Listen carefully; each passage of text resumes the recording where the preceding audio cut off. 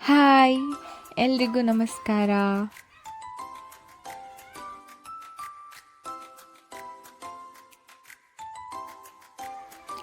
ನಾನಿವತ್ತು ನಿಮ್ಮೆಲ್ರಿಗೂ ಮನೆಯಲ್ಲೇ ಸಿಂಪಲ್ಲಾಗಿ ಹಾಗೂ ಟೇಸ್ಟಿಯಾಗಿ ಮಾವಿನಕಾಯಿ ಉಪ್ಪಿನಕಾಯಿ ಹೇಗೆ ಮಾಡೋದು ಅಂತ ಹೇಳ್ಕೊಡ್ತಾ ಇದ್ದೀನಿ. ಇಲ್ಲಿ ಫಸ್ಟ್ ನಾನು ಒಂದು ಮಾವಿನಕಾಯಿನ ತಗೊಂಡು ಅದನ್ನು ಚೆನ್ನಾಗಿ ವಾಶ್ ಮಾಡಿ ಸ್ವಲ್ಪನೂ ಅದರಲ್ಲಿ ನೀರಿಲ್ಲದೆ ಇರೋ ಹಾಗೆ ಅದನ್ನು ಡ್ರೈ ಮಾಡಿ ಪೀಸಸ್ ಮಾಡ್ಕೊಳ್ತಿದ್ದೀನಿ.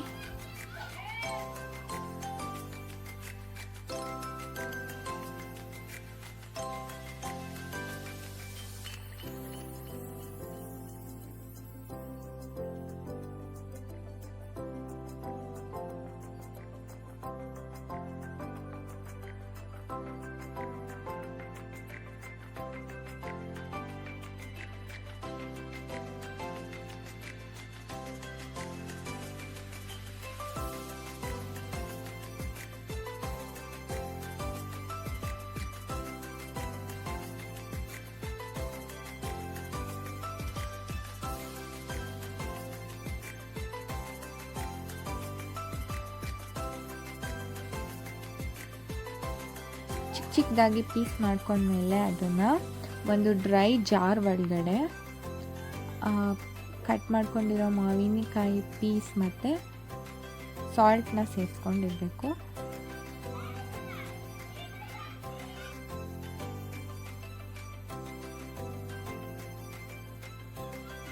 ಇದನ್ನು ಕ್ಲೋಸ್ ಮಾಡಿ 1 ಡೇ ಫುಲ್ ಹಾಗೆ ಬಿಡಬೇಕು.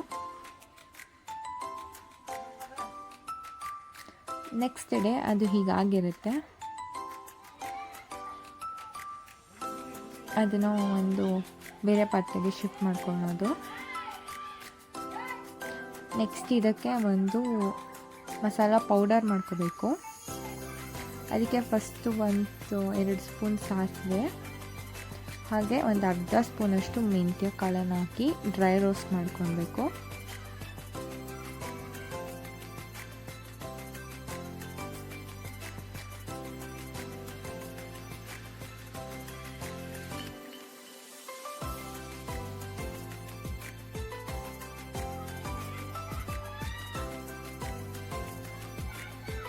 ಇದನ್ನು ಇವಾಗ ಪೌಡ್ರ್ ಮಾಡ್ಕೊಳ್ಳೋಣ. ನೆಕ್ಸ್ಟ್ ಇವಾಗ ಮಾವಿನಕಾಯಿಗೆ ಕಟ್ ಮಾಡ್ಕೊಂಡಿರೋಂಥ 1-2 ಹಸಿಮೆಣ್ಸಿನ್ಕಾಯಿ ಹಾಕ್ಕೊಳ್ತಿದ್ದೀನಿ. ಮತ್ತು 1 ಸ್ಪೂನಷ್ಟು ಅರಿಶಿನ ಪುಡಿ, ಹಾಗೆ ನಮಗೆ ಖಾರ ಎಷ್ಟು ಬೇಕೋ ಅಷ್ಟು ಚಿಲ್ಲಿ ಪೌಡ್ರನ್ನ ಹಾಕ್ಕೊಳ್ಬೇಕು.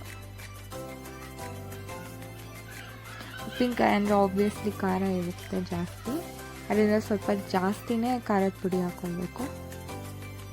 ನೆಕ್ಸ್ಟ್ ಇದಕ್ಕೆ ನಾನು ಪೌಡರ್ ಮಾಡ್ಕೊಂಡಿರೋಂಥ ಸಾಸಿವೆ ಮತ್ತು ಮೆಂತ್ಯ ಪೌಡ್ರನ್ನ ಹಾಕ್ಕೊಳ್ತಿದ್ದೀನಿ.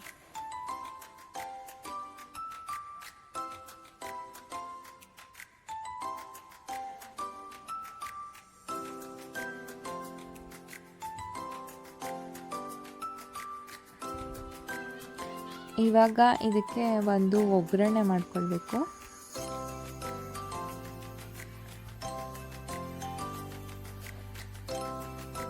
ಸ್ವಲ್ಪ ಎಣ್ಣೆ, ಅದು ಬಿಸಿಯಾಗಕ್ಕೆ ಬಿಡಬೇಕು.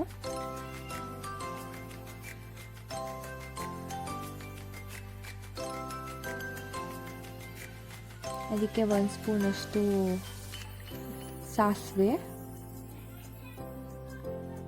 ಹಾಗೆ ಒಂದು ಅರ್ಧ ಸ್ಪೂನಷ್ಟು ಇಂಗು, ಮತ್ತು 1-2 ಬೆಳ್ಳುಳ್ಳಿನ ಸಿಪ್ಪೆ ತೆಗೆದು ಸ್ವಲ್ಪ ಜಜ್ಕೊಳ್ಬೇಕು.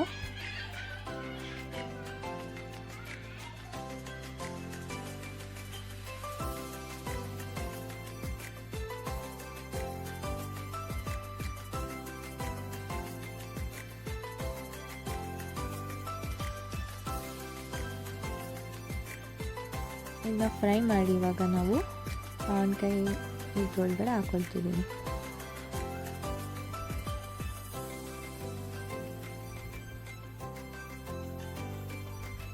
ಇದು ಸ್ವಲ್ಪ ಇವಾಗ ಬಿಸಿ ಎಣ್ಣೆ ಆಗಿರೋದ್ರಿಂದ ಇದನ್ನು ಈ ಬಿಸಿಯಲ್ಲಿರುವಾಗಲೇ ನಾವು ಬಾಕ್ಸಲ್ಲಿ ಹಾಕಿ ತೆಗೆದಿಡೋಕ್ಕಾಗಲ್ಲ. ಇದನ್ನು ಒಂದಿನ ಹಾಗೆ ಬಿಡಬೇಕು, ಸ್ವಲ್ಪ ತಣ್ಣಗಾಗತ್ತೆ. ಇದು ನೆಕ್ಸ್ಟ್ ಡೇ ಅದು ಈ ರೀತಿ ಆಗಿದೆ.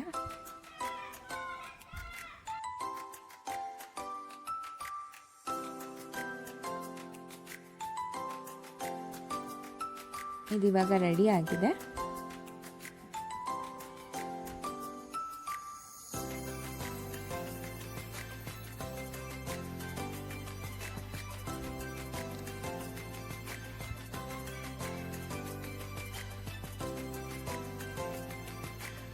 ಎಲ್ಲರೂ ಇದನ್ನು ಮಿಕ್ಸ್ ಮಾಡದೆ ಟ್ರೈ ಮಾಡಿ.